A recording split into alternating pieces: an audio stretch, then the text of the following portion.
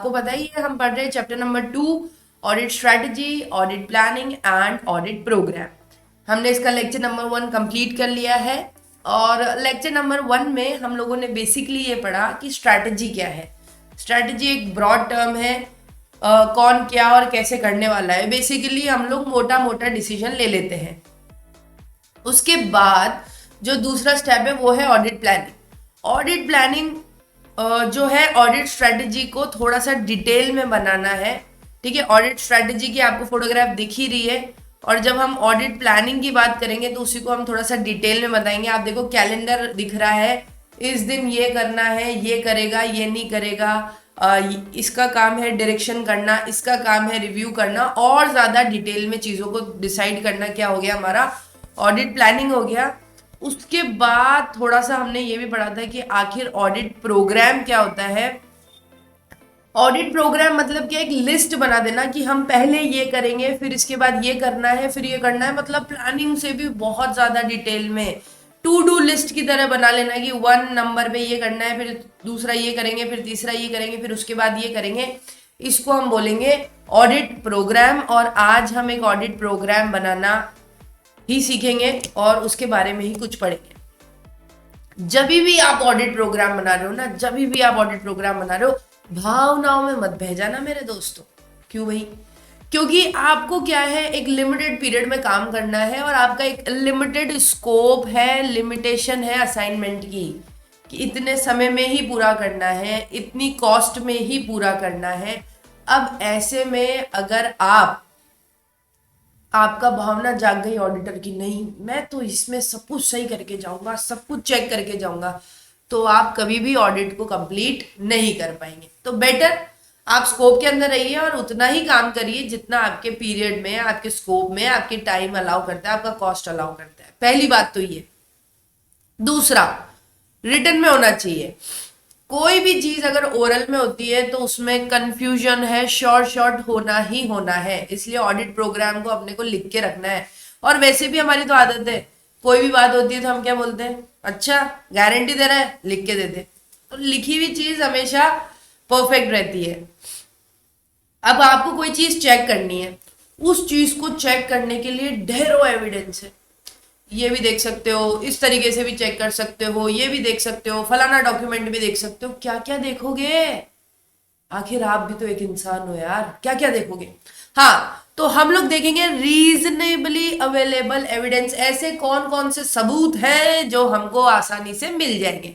ऐसे कौन कौन से सबूत है जो हमको रीजनेबली मतलब नॉर्मल तरीके से अवेलेबल हो जाएंगे। और उसमें से बेस्ट एविडेंस क्या है? जरूरी नहीं है कि आपको बहुत सारे एविडेंस ऑब्टेन करने हैं। कुछ सेलेक्टेड क्वालिटी एविडेंस अगर आपने ऑब्टेन कर लिए तो आपका काम हो गया। पहले तो आप ये देखो कि रीजनेबली कौन कौन से एविडेंस अवेलेबल है और इनमें से कौन कौन से एविडेंस बेस्ट है आपके लिए, वो आपको देखना रहेगा। ठीक है, कोऑर्डिनेट द प्रोसीजर। अरे लिख ही इसलिए रहे ताकि कोई कंफ्यूजन ना हो जाए। पूरा प्रोसीजर कोऑर्डिनेटेड होना चाहिए।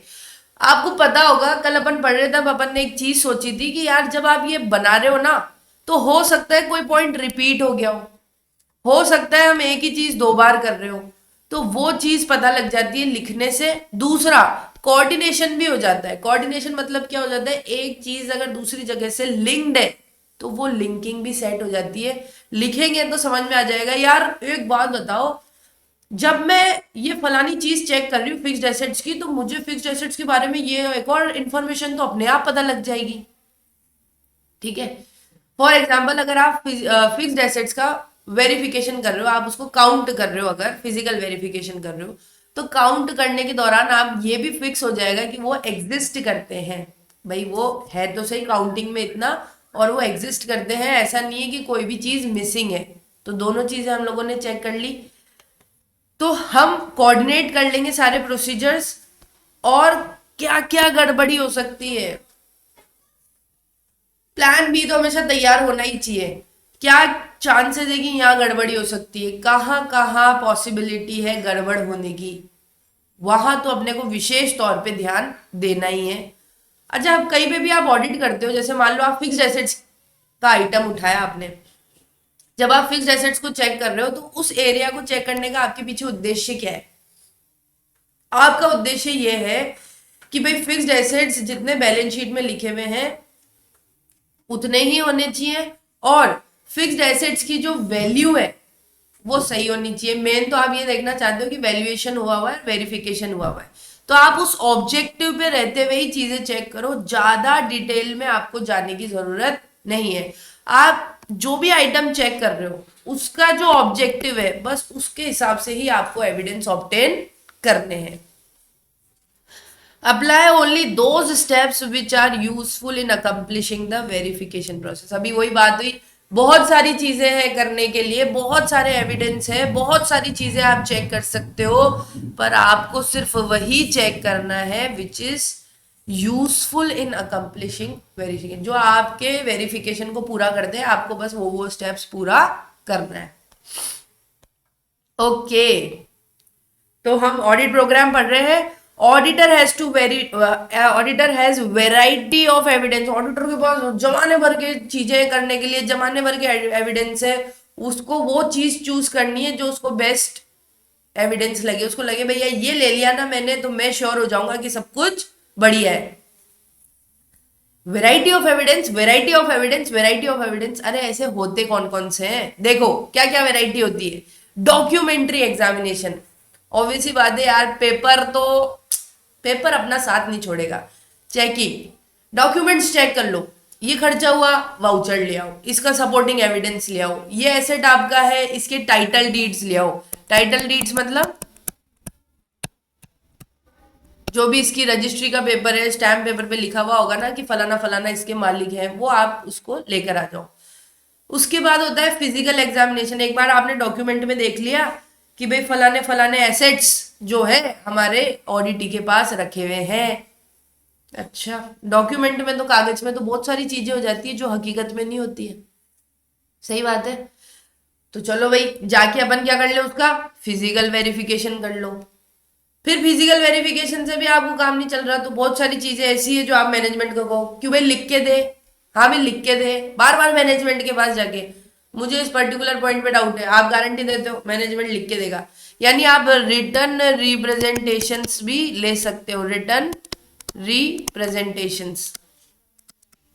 लेकिन रिप्रेजेंटेशन लेना है मतलब एक तरीके से यूं ही है, टाइम पास वाला काम है, इसको लेके आप फ्री नहीं हो सकते, इसके साथ आपको और दूसरे एविडेंस तो ऑब्टेन करने ही पड़ेंगे। तो मैनेजमेंट से आप एक्सप्लेनेशंस या एम्प्लॉय से या थर्ड पार्टी से, इन लोगों से आप लिख के ले सकते हो कि हाँ ये बात सही है। खुद कैलकुलेशंस करके देख लो, अगर आपको लग रहा है कि टोटल में गलती हो सकती है या कोई गलती हो सकती है, आप खुद कैलकुलेशन करके देख लो।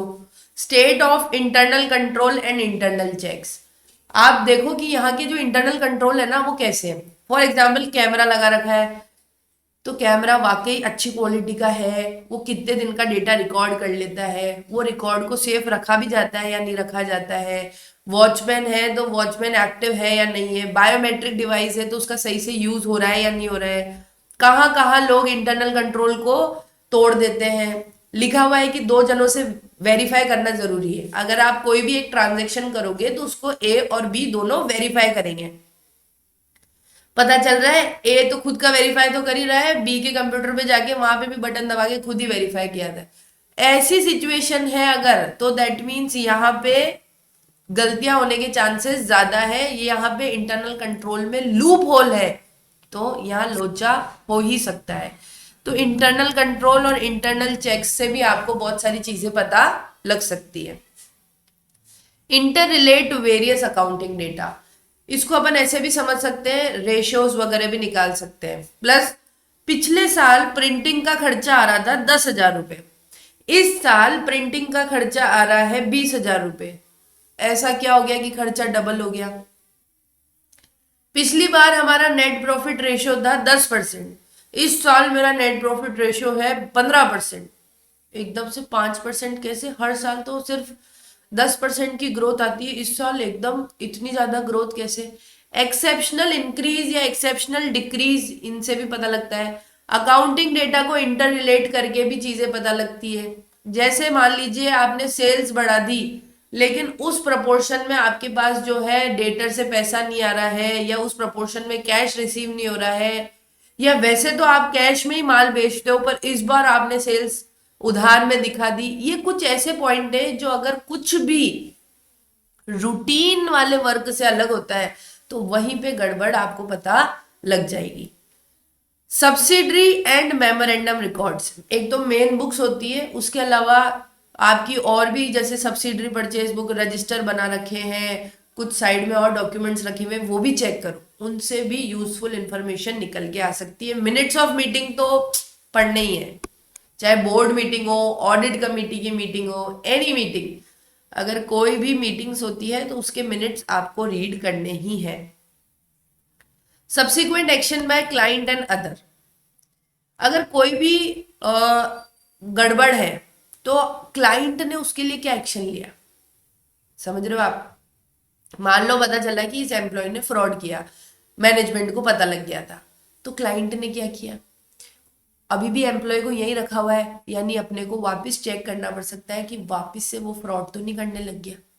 अच्छा, क्लाइंट ने उस एम्प्लॉय को बाहर निकाल दिया, तो आप ये देख करो कि यार क्लाइंट ने एम्प्लॉय को तो बाहर निकाल दिया पर उसके लॉगिन आईडी डिसेबल कर दिए क्या। अगर बाई चांस उसको अभी भी कोई ना कोई इंटरनेट के थ्रू राइट है, अपन ने उसको जो है उसका लॉगिन आईडी बंद नहीं किया, तो वो कभी भी बदला लेने के लिए या गलत इंटेंशन को के हिसाब से कुछ ना कुछ एंटिटी का बुरा कर सकता है। तो बहुत सारी चीजें अपने को चेक करने के लिए है। अमंग द अबाउ, आप तो ये देखो इनमें से क्या चीज रीजनेबल या अवेलेबल है और क्या करूं मैं जिससे मुझे सेटिस्फेक्शन हो जाए, सीधी सी बात, ठीक है। ऑडिट प्रोग्राम के तो ऑब्वियस सी बात है बहुत फायदे, एकदम क्लियर लिस्ट बन जाएगी तो कोई चीज छूटेगी नहीं, और आपके जो जूनियर असिस्टेंट हैं उनको आप क्लियर इंस्ट्रक्शन दे सकते हो कि भाई देख ये करना, फिर ये करना, फिर ये करना, क्योंकि आपको ही पता है ना आर्टिकल को समझाना तो बहुत है ना। आर्टिकल को क्या है, समझ में तो सब आ रहा होता है लेकिन वो समझना नहीं चाहता है, तो इसीलिए प्रोग्राम बना लो, क्योंकि आप भी कभी चार्टर्ड अकाउंटेंट बनेंगे, फिर आपको भी पता होगा कि यार आर्टिकल किस किस तरीके की हरकतें कर लेते हैं, हमने क्या क्या करी थी। तो आप पहले से उसका पूरा विचार रखो कि किस तरीके से आपको आर्टिकल को चीजें समझानी है, तो क्लियर इंस्ट्रक्शन हो जाएंगे, पूरी तरीके से समझ में आ जाएगा कि हमारा पर्सपेक्टिव क्या है, हम क्या चाहते हैं, हम किस उद्देश्य से वो काम करना चाह रहे हैं, हमको उससे क्या रिजल्ट चाहिए, पर्सपेक्टिव क्या नजरिया है हमारा। Helps in selection of required and capable assistant, ये पहले भी पढ़ा था अपन ने, हर काम के लिए हर व्यक्ति सूटेबल नहीं है, तो किस काम में कौन से व्यक्ति की एक्सपर्टाइज है वो हम चूज कर लेंगे और उस हिसाब से केपेबल असिस्टेंट जो है वो हम भेज देंगे। Make assistant responsible by taking his और her signature on audit program. Make आप क्या करो, कोई भी चीज है तो उसमें खुद के साइन अगर आपके हो रहे हैं तो साथ में आर्टिकल के भी करा लो, या सिर्फ आपके फर्म के यूज का ही पेपर है तो उस पे आर्टिकल को बोलो या असिस्टेंट को बोलो कि भाई तू हर पेपर साइन करके देगा, उसको क्या है टेंशन रहेगी कि यार मेरा साइन जा रहा है, कल को कोई गड़बड़ हुई तो मेरे ही माथे आएंगे और मैं ये भी नहीं कह पाऊंगा कि नहीं ये तो सर मैं छुट्टी पे गया था, ये तो उसने किया था, ये तो उसने किया था, क्योंकि मेरे साइन ले लिए। Assure that no important area will be, obvious सी बात है अगर आपने पूरी अच्छे से लिस्ट तैयार कर ली तो there are very less chances कि कोई पॉइंट आपसे छूट जाएगा। और जैसे आपने टोटल मान लीजिए 10 पॉइंट की लिस्ट तैयार करी है एक दिन की और शाम के 5 बजे तक 5th पॉइंट पे ही पहुंचे हैं, ऑडिटर कहेगा इतने ढीले कैसे चल रहे हो, रात में घर नहीं जाने दूंगा, करो फटाफट काम, तो वर्क प्रोग्रेस आपका ध्यान रहता है उस पर। हेल्प्स इन फ्यूचर ऑडिट, आगे आने वाली ऑडिट में भी जो आपने पहले की वर्किंग की होती है वो डेफिनेटली आपको आगे काम आएगी। अगर मैं आपसे पूछूं तो अगर आपने आज अगर किसी जगह की ऑडिट करी है और वैसी ही जगह की ऑडिट आपको दोबारा दी जाए तो आप उससे बेटर परफॉर्म करेंगे, और वो ऑडिट प्रोग्राम आपको हेल्प करेगा ज्यादा अच्छे से करने से। हो सकता है पिछली बार जब आपने ऑडिट करी तो आपके ऑडिट प्रोग्राम में कोई चीज रह गई या कोई चीज पे आपको और ध्यान देने की जरूरत थी, आप इस बार वाले ऑडिट प्रोग्राम में वो चीज इंक्लूड करोगे। एविडेंस, आजकल क्या है ऑडिटर पे वैसे भी तलवार लटकती रहती है, कोई भी स्कैम हुआ, कोई भी गड़बड़ हुई ना, ऑडिटर को भी पूछताछ पूरी होती है, ऑडिटर को भी चांसेस है उठा के ले जाने के जेल में, इसलिए ऑडिटर को ये चीज अश्योर करनी है कि यार मैंने मेरा काम ईमानदारी से किया है। अब कैसे बताएगा कि मैंने मेरा काम ईमानदारी से करा है? उसके पास डॉक्यूमेंट्स होने चाहिए, वर्किंग पेपर होने चाहिए, जो हमने पढ़ा था ऐसे 230 डॉक्यूमेंटेशन, है ना। उसके पास प्रॉपर एक ऑडिट प्रोग्राम है, ऑडिट प्लान है, प्लस उसने टाइम पे रिव्यू किया हुआ है तो उसकी शीट है। वो ये सब चीजें बोलेगा कि देखो मैंने ये डिसाइड किया है, ये मैनेजर से चेक किया है, मेरे इस असिस्टेंट ने ये आइटम चेक किया है, इस असिस्टेंट ने फिजिकल वेरिफिकेशन किया है, इसके बाद हमने रिटर्न रिप्रेजेंटेशन लिए हैं। उसके पास सारी चीजें होगी तो ऑडिटर बच जाएगा, चाहे कोई भी स्कैम। बहुत बहुत फायदे पड़ लिए, है ना। कुछ नुकसान भी है। नुकसान क्या है? जब कोई चीज अपन एकदम point two the point paper पे तैयार कर लेते हैं ना, तो वो रिजिड हो जाता है, हम उसके बाहर नहीं निकल पाते। कभी कभी उन 10 पॉइंट के अलावा भी कोई एक्स्ट्रा पॉइंट होता है जिसपे हमारा ध्यान ही नहीं जा पाता, क्योंकि हम तो उस ऑडिट प्रोग्राम को पूरा करने में फोकस रख रहे हैं। रिजिडिटी आ जाती है, थोड़ा मैकेनिकल टेक्निकल हो जाता है और इनफ्लेक्सिबल हो जाता है कि वो 10 चीजें, हमको वो 10 चीजें ही चेक करनी है। एक असिस्टेंट भी सोचेगा यार मैं क्यों एक्स्ट्रा दिमाग लगाऊं, मेरे बॉस ने कहा है ये 10 चीजों पे आपको आज वर्किंग कंप्लीट करनी है, तो मैं पहले ये 10 निपटाऊं ना, और इसको निपटाने के बाद मैं जाऊं घर में, काहे को ज्यादा दिमाग लगाऊं। तो कभी कभी ऑडिट प्रोग्राम की वजह से इनफ्लेक्सिबिलिटी हो जाती है, रिजिडनेस आ जाती है, इनएफिशिएंट। अभी मैंने क्या बोला? असिस्टेंट को लगता है यार ये 10 पॉइंट कवर करो और घर चलो, क्योंकि अपने बॉस ने क्या कहा है, ये 10 पॉइंट चेक करके देना है। तो इनएफिशिएंट असिस्टेंट हो जाता है। A hard and fast program में किल द इनिशिएटिव। कभी कभी हो सकता है कि असिस्टेंट बहुत क्रिएटिव हो, लेकिन आपने तो उसको पहले ही चिट्ठी पत्री लिख के दे दी कि भाई तेरे को ये करना है, ये देखना है, ऐसा हो रहा है, ये हो रहा है। उसकी खुद की क्रिएटिविटी, उसकी खुद की नॉलेज तो काम ही नहीं आ पाएगी ना, अगर सब कुछ प्री प्रिपेयर्ड रहा तो। और ये जो है ना shelter behind the audit program, अगर कुछ गड़बड़ ऑडिट प्रोग्राम में थी, अगर कुछ गड़बड़ ऑडिट प्रोग्राम में थी तो क्या होगा? असिस्टेंट तो बोल देगा कि ये साहब आपने बना के दिया था, मैंने तो इसके हिसाब से काम किया है, यानी कि वो बच जाएगा। He may take shelter behind the audit programme. Quality control for audit delegation and supervision. क्या कह रहा है ये? क्वालिटी कंट्रोल किसके अंदर आया था? अभी अपन ने पढ़ा था क्वालिटी कंट्रोल किसके अंदर आता है? SQC, standards on quality control. यानी, और हमने पढ़ा था आप कोई भी काम करो, ऑडिट करो, रिव्यू करो, कुछ भी करो, आपको स्टैंडर्ड्स ऑन क्वालिटी कंट्रोल तो फॉलो करने ही है। Okay, quality control for audit delegation and supervision. Audit जब हम किसी, मतलब मैं मेरा काम किसी और से कराऊं तो उसको हम कहते हैं डेलीगेट करना, और सुपरवाइज करना मतलब चेक करना कि सारा काम सही से हो रहा है। अब अपने को इसमें क्वालिटी मेंटेन करनी है। कैसे? Auditor should implement quality control as per ऐसे। ऐसे का नाम याद रखना है, बार बार आता है, ऐसे 220, ऐसे 230, ऐसे 320।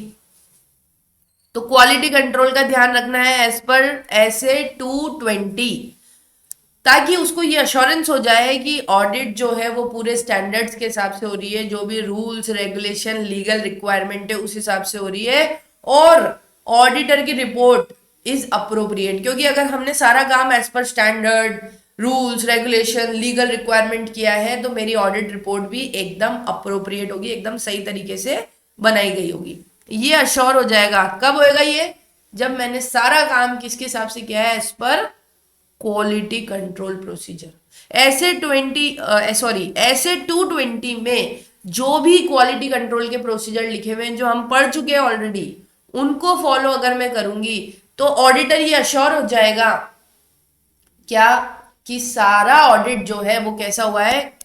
क्वालिटी का हुआ है, एकदम एक नंबर चोखा काम हुआ है। Okay, so our next topic is audit planning and materiality. भाई ये नाम है ना बार बार आना है, और मैंने एक वीडियो भी बना रखी है यूट्यूब पे, अपने ही चैनल पे, इंडिया एड्यू एंटरटेन वाले चैनल पे, कि कुछ ऐसे वर्ड्स हैं जिनको ऑडिट के पेपर में यूज करना ही है। कोई भी आंसर आ जाए, वो वर्ड्स 99% केस में काम आते ही हैं। उन्हीं में से एक शब्द है मटेरियलिटी, जो मैंने सिंपल भाषा में बोला था कि what is important for us, हमारी एंटिटी जिसकी हम ऑडिट कर रहे हैं उसके लिए क्या इंपॉर्टेंट है।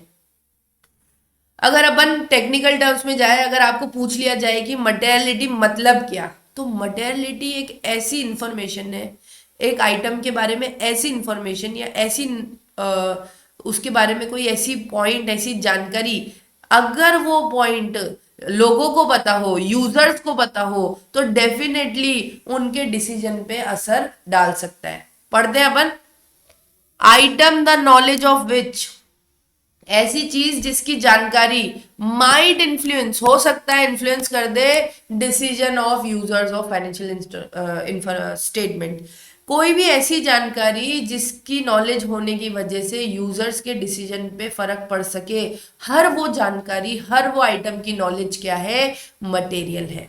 क्लियर है?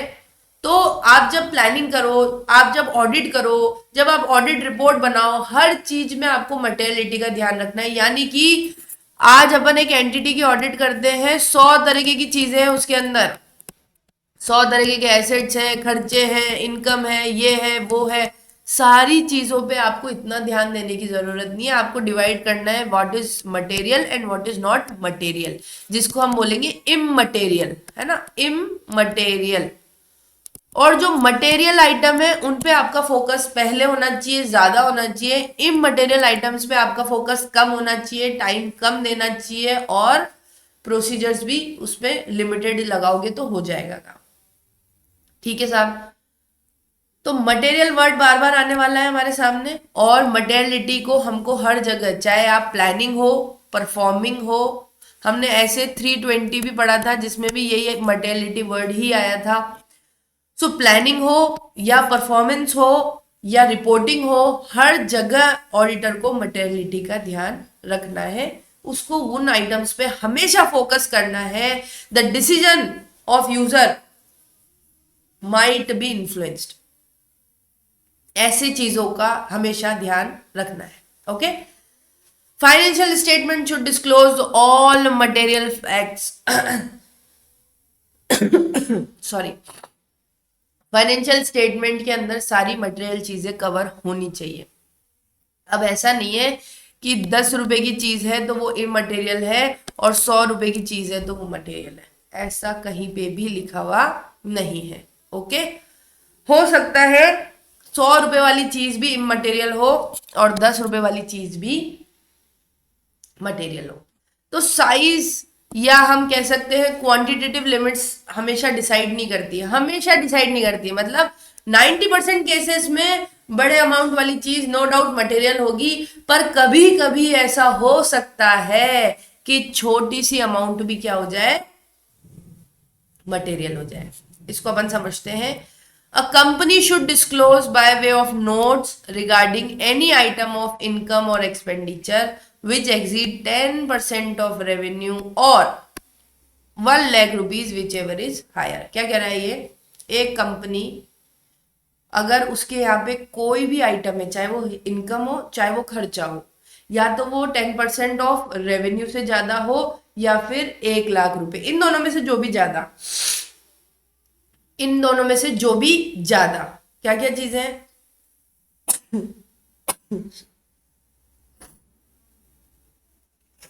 सॉरी 10% ऑफ रेवेन्यू, यानी आपकी जो सेल्स है उसका 10% या फिर 1 लाख रुपए, इन दोनों में से जो भी ज्यादा, विच एवर इज हायर, है ना। ऐसा कोई भी आपके, फॉर एग्जाम्पल कोई आपका खर्चा हो रहा है 1,20,000 का, which is 10%, more than 10% of revenue, तो ऐसे आइटम को आपको अलग से स्पेशली नोट्स में डिस्क्लोज करना पड़ेगा कि फलाना खर्चा या ये पर्टिकुलर खर्चा हमारा 10% ऑफ रेवेन्यू से भी ज्यादा हुआ है या 1 लाख रुपए से भी ज्यादा का हुआ है। क्लियर है बात?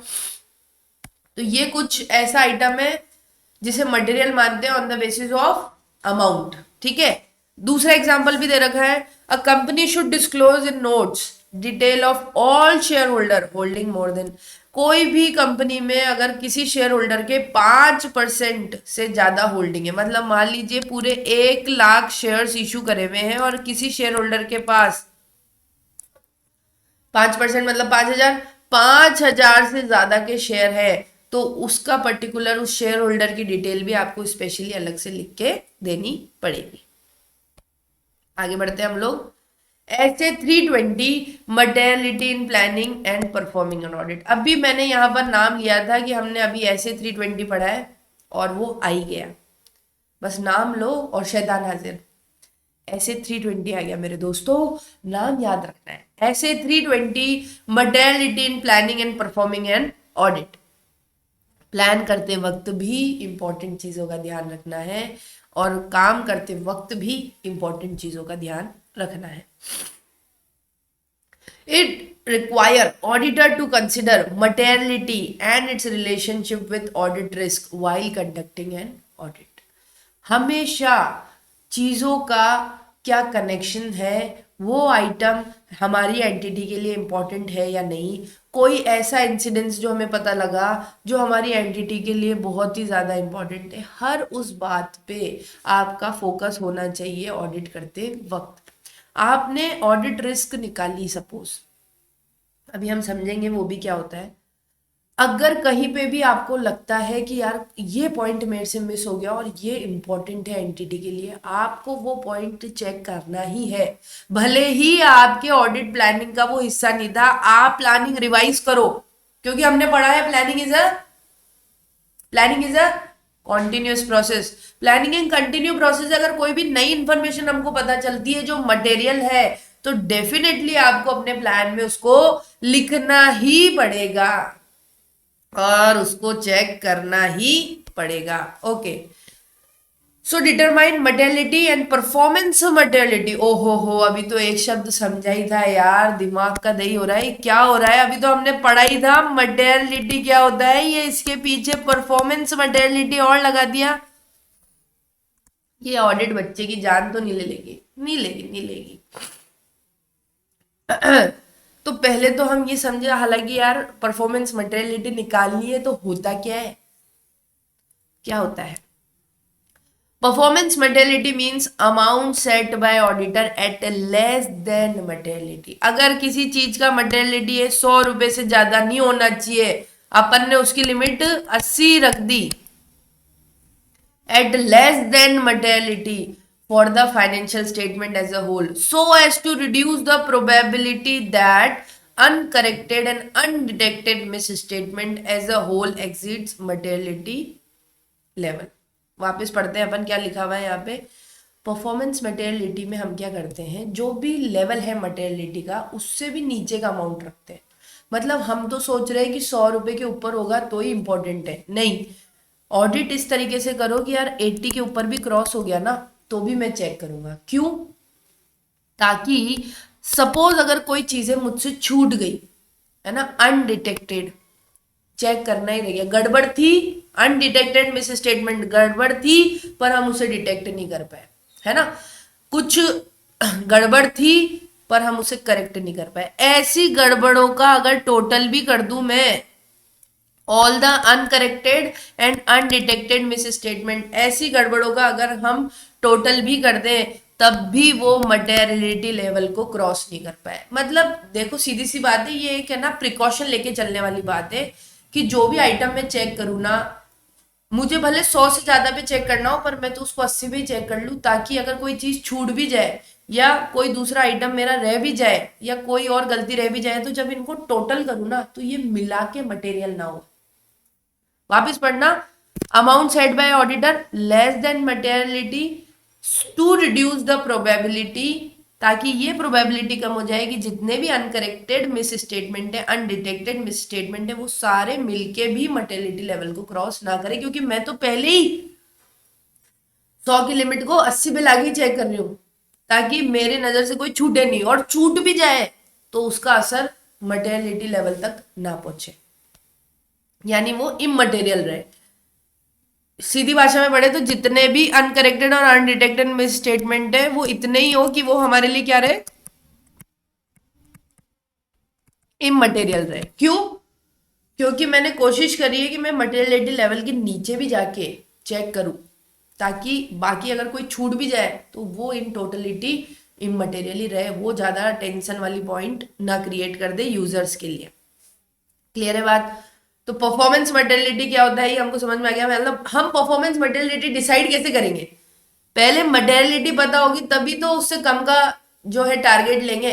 तो मटेरियलिटी पता करेंगे तो ऑटोमेटिक हमारी हम डिसाइड कर सकते हैं performance materiality. Level below level amount less than the level of materiality, उसको ही हम क्या बोलेंगे? Performance materiality. यानी जब हम मैं ऑडिट परफॉर्म कर रही हूँ तो जो चीजें मुझे वैसे इस लिमिट के ऊपर खतरे का निशान था, पर मैं तो यहीं पे चेक कर रही हूँ ताकि इतना गैप मेंटेन रखूं ताकि खतरे के निशान तक तो हम पहुंच ही नहीं पाए। ठीक है। At planning stage auditor assess transactions, account balance. अब क्या करता है ऑडिटर? जैसे प्लानिंग कर रहा है तो ट्रांजैक्शंस देखेंगे, अकाउंट बैलेंसेस देखेंगे ताकि उनको मटेरियलिटी डिफाइन कर सके। जैसे अगर बहुत बड़ी कंपनी है तो उसके लिए शायद 1 लाख रुपए इतना बड़ा मैटर नहीं, क्योंकि आए दिन वो मतलब एक जने को माल बेचते 10 लाख का तो यूं ही बेच देते हैं। वहीं अगर एक छोटी फर्म है, छोटी कंपनी है, वहां पे 1 लाख का कस्टमर होना अपने आप में बहुत बड़ी बात है। ऑब्वियसली बात है, वहां का मटेरियलिटी लेवल अलग होगा। तो हम ट्रांजेक्शन अमाउंट्स, अकाउंट बैलेंस, इनके बेसिस पे डिसाइड करेंगे कि मटेरियल क्या है। Decide as whether to use sampling और एनालिटिकल प्रोसीजर। सैंपल चेकिंग करूं मतलब 10 आइटम में से कोई भी रैंडम 1-2 आइटम निकाल के चेक कर लूं, या एनालिटिकल प्रोसीजर रेशियोस के बेसिस पे या इन तरीके से चेक करूं ताकि मेरी audit risk acceptable low level. Audit risk को जीरो तो हम कभी कर ही नहीं सकते। Can not reduce the audit risk to zero. हम ऑडिट रिस्क को जीरो तो कर ही नहीं सकते। हम बस ये कोशिश कर सकते हैं कि इस तरीके से मैं ऑडिट करूं कि मेरी audit risk acceptable low level पे इतनी कम हो जाए कि मेरे लिए वो एक्सेप्टेबल है, क्योंकि कोई बात नहीं यार, इतनी रिस्क तो हर जगह में हर चीज में रहती है। ओके। अब आप समझिए एक ये वाला पॉइंट, जब हम ट्रांजैक्शन और अकाउंट बैलेंस को देख रहे होंगे तो हो सकता है रिलायंस इंडस्ट्रीज के लिए 1 लाख रुपए का खर्चा लिखना बहुत ही मामूली बात है। हर खर्चे में मतलब चाय पानी का खर्चा ही होता है इससे ज्यादा, तो वहां के लिए ये अमाउंट इमटेरियल हो गया। वहीं अगर 1 लाख रुपए का कोई खर्चा एक नॉर्मल कंपनी में होता है तो वहां के लिए वो क्या हो गया? मटेरियल। तो वहां के ट्रांजैक्शंस और अकाउंट बैलेंस को चेक करके अपन डिसाइड करेंगे कि किस कंपनी के लिए क्या अमाउंट मटेरियल है और क्या नहीं है। दूसरा, use of benchmark in determining materiality. Benchmark मतलब होता है कोई भी एक स्टैंडर्ड, कोई एक लिमिट, है ना। Auditor has to apply professional judgement. ये चीजें आपको कभी भी किसी किताब में लिख के नहीं मिलेगी कि यार यहाँ पे ये इंपॉर्टेंट है, ये इंपॉर्टेंट नहीं है। एक चार्टेड अकाउंटेंट को एज अ ऑडिटर खुद ही एक डिसीजन लेना होता है, खुद की पर्सनल जजमेंट होती है कि यार इस सिचुएशन में ये आइटम इंपॉर्टेंट हो सकता है, ये आइटम इंपॉर्टेंट नहीं हो सकता है।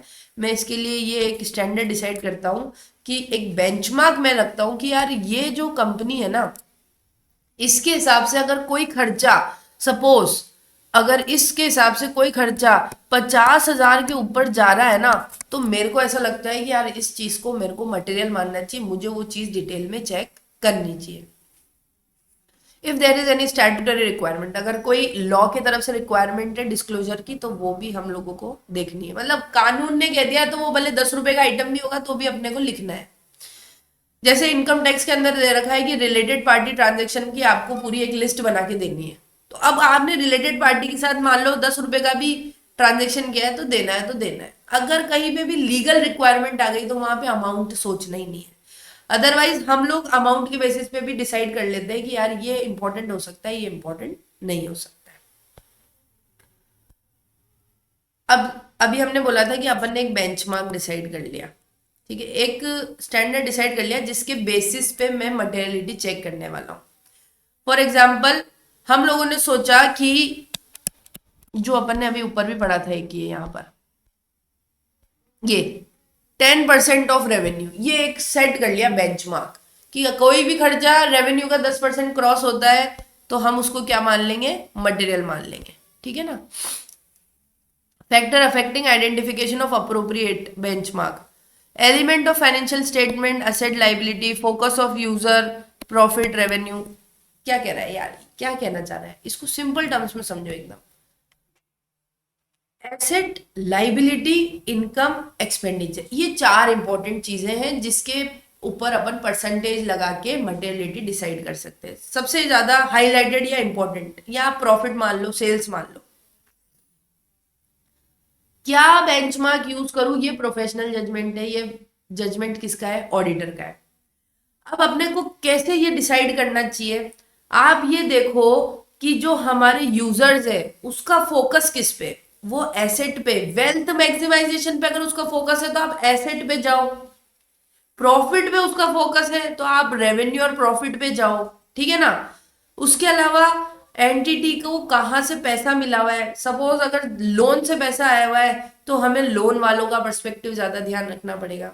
अगर हम लोगों ने हमारा पैसा ही ज्यादा लगा रखा है, इक्विटी का पैसा ही ज्यादा लगा रखा है, तो हमें शेयर होल्डर्स का पर्सपेक्टिव पे ज्यादा ध्यान देना पड़ेगा।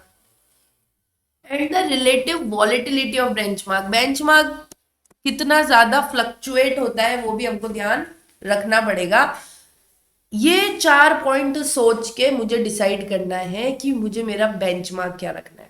फॉर एग्जाम्पल रेवेन्यू रखना है, प्रॉफिट रखना है, एसेट रखना है, लाइबिलिटी रखना है, फिर उस बेंचमार्क के ऊपर परसेंटेज कितनी रखनी है। This all will be decided on the basis of judgement, personal judgement, professional judgement of auditor. Relevant financial, अब आपने मान लो आपने कह दिया कि ठीक है मैं क्या ले रहा हूं 10% ऑफ रेवेन्यू, ये मेरा बेंचमार्क सेट हो गया। अपना प्रोफेशनल जजमेंट लगा के अपना सब कुछ करके मैंने ये डिसाइड किया है कि 10% of revenue I am taking as benchmark, ठीक है। अब रेवेन्यू कब का लेना है, या तो आप प्रायर पीरियड फाइनेंशियल स्टेटमेंट ले लो, पिछले साल का ले लो, या करंट ईयर का ले लो, या आप बजटेड ले लो, या आप क्या चेंजेस एंड एडजस्टमेंट के साथ ले लो, वो अलग बात है। सो कौन कौन सी बेंचमार्क के लिए डेट्स है, prior period, current period, budgeted, या तो पिछले या इस साल या आने वाले साल, या विद एडजस्टमेंट्स और changes. Example, in case materiality is based on percentage of profit before tax, but there is, अब सपोज हम लोगों ने जैसे ये एग्जाम्पल लिया ना 10% ऑफ रेवेन्यू, इसकी जगह हम लोगों ने माना कि 10% ऑफ प्रॉफिट को हम क्या ले रहे हैं, मटेरियल मान रहे हैं। ये कैसे डिसाइड करा 10% ऑफ प्रॉफिट, ये ऑडिटर का प्रोफेशनल जजमेंट है। प्रोफेशनल जजमेंट इन सब चीजों को मद्देनजर रखते हुए लिया गया।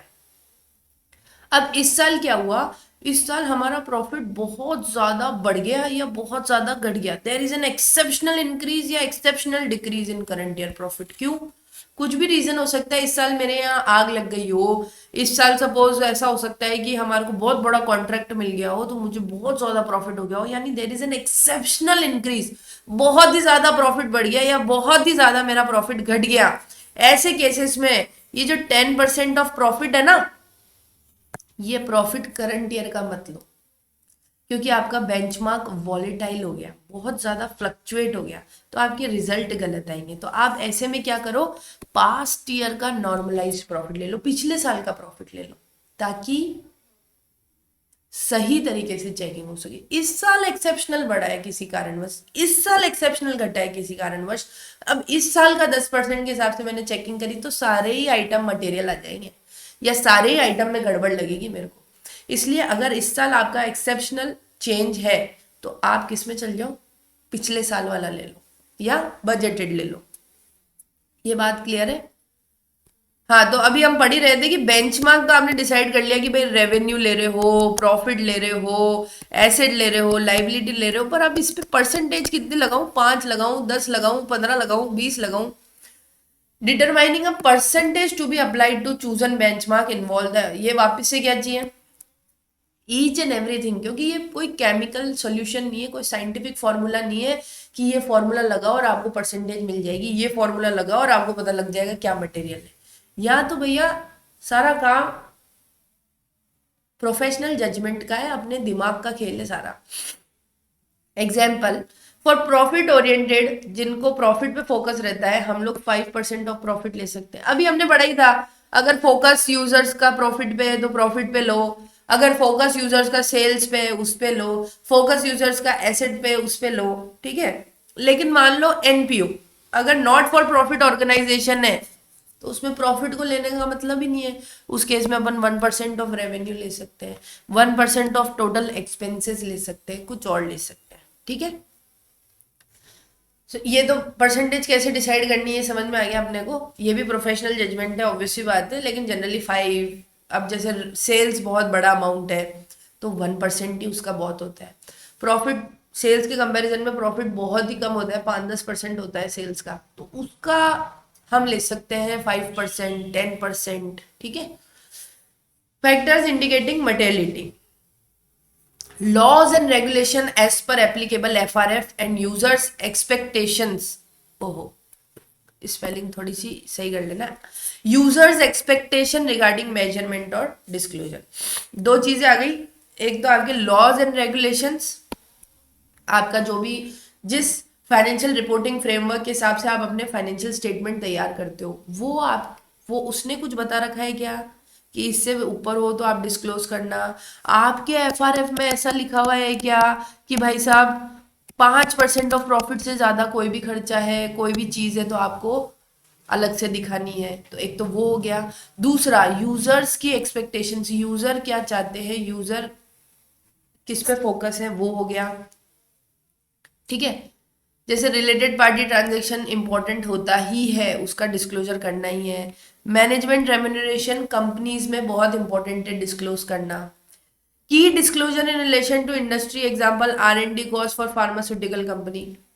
अगर अपन किसी फार्मास्यूटिकल कंपनी का देखें तो वहां पे रिसर्च एंड डेवलपमेंट कॉस्ट अपने आप में बहुत मटेरियल आइटम है, तो उसका डिस्क्लोजर हमें सही से करना है। उसके अलावा अगर कभी भी कोई चेंज आता है, आपने नया बिजनेस ले लिया, अपना बिजनेस का कोई हिस्सा सेल कर दिया, तो वो भी इंपॉर्टेंट चीज है, यूजर का फोकस डेफिनेटली उसके ऊपर होगा, तो वो भी आपके लिए क्या है, मटेरियल है। तो ये कुछ ऐसी चीजें हैं जो आपको डायरेक्शन दे रही है कि यार इस पे भी फोकस रखना, दिस इज ऑल्सो मटेरियल। कभी भी कोई चेंज आता है वो मटेरियल है, कभी भी कोई एक्सेप्शनल इंक्रीज डिक्रीज आ रहा है वो मटेरियल है। पर्टिकुलर कंपनी के लिए कोई बहुत ही बड़ा खर्चा होता है, जैसे हाँ अभी फार्मास्यूटिकल की बात करें तो उसमें रिसर्च एंड डेवलपमेंट पे ध्यान देना इंपॉर्टेंट है। और अगर आपका लॉ या रेगुलेशन या आपका एफआरएफ, आपका फाइनेंशियल रिपोर्टिंग फ्रेमवर्क ने ही कुछ कह रखा है कि यार आपको ये पर्टिकुलर चीजें चेक करनी ही है, डिस्क्लोज करनी ही है, तो वो तो करनी ही है। आगे क्या कह रहा है ये, रिविजन इन मटेरियलिटी लेवल। देखो पहले पढ़ा था प्लान करोगे, कंटिन्यू प्रोसेस है, अपडेट करते जाओ। सेम मटेरियलिटी लेवल भी आप ऑडिट प्रोग्रेस होते हो सकता है कि आपका जजमेंट शुरू में जो था, ऑडिट करते करते आपका जजमेंट चेंज होता जा रहा है, आपको ऐसा लग रहा है कि यार नहीं 5% ऑफ प्रॉफिट मैंने गलत ले लिया, यहां तो कुछ और ही बात है, 3% कर देना चाहिए इसको मेरे को, तो बिल्कुल हो सकता है। ऑडिट करते करते अगर आपको कुछ ऐसा लगता है कि यार मेरे जजमेंट में, मेरी मटेरियलिटी में मुझे कुछ चेंज करना है, बेशक आप वो चेंज कर सकते हैं। It needs to be revised if there is change in circumstances. कैसे, जैसे disposing major part of entity, अगर हमारी कंपनी का मेजर पार्ट बिकने जा रहा है, बिल्कुल मटेरियलिटी में चेंज करो। गेटिंग न्यू इन्फॉर्मेशन, कोई भी नई इन्फॉर्मेशन आपको मिलती है, आपको लगता है यार मुझे मेरी मटेरियलिटी लेवल चेंज करनी चाहिए, करो। या मैंने शुरू में एंटिटी को जो समझा था, एंटिटी तो वैसी निकली नहीं, इसमें तो बहुत अलग अलग चीजें हैं, मुझे मेरा लेवल चेंज करना पड़ेगा, करो।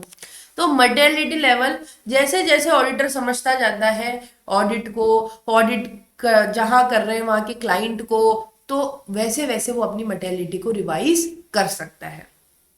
और ये तो बहुत इंपॉर्टेंट है, अभी ऊपर भी पढ़ा था, हर चीज को डॉक्यूमेंट करके रखना, यही सबूत है भाई, ये फ्यूचर ऑडिट में तो आपको काम आएगा ही सही, बाकी ये सबूत है कि आपने अपना काम सही से किया है।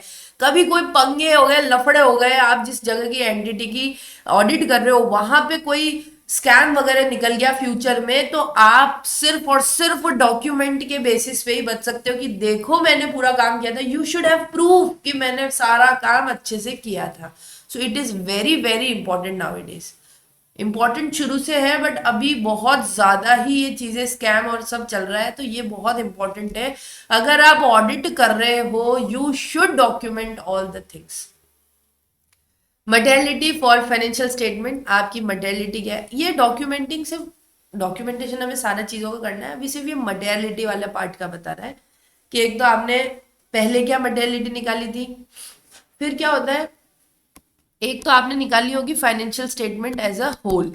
एक तो कैसे निकाली होगी आपने financial statement as a whole, कि टोटल फाइनेंशियल स्टेटमेंट के बेसिस पे। एक आपने ट्रांजैक्शन, इंडिविजुअल ट्रांजैक्शन के लिए, इंडिविजुअल चीज के लिए, जैसे सेल्स के अंदर भी आपने पर्टिकुलर सेल्स के लिए भी अलग एक मटेरियलिटी लिखी होगी कि यार इतने लोगों को माल बेचा, इसमें से मैं इन इन लोगों को चेक करूंगा जो इतने रुपए से ऊपर है।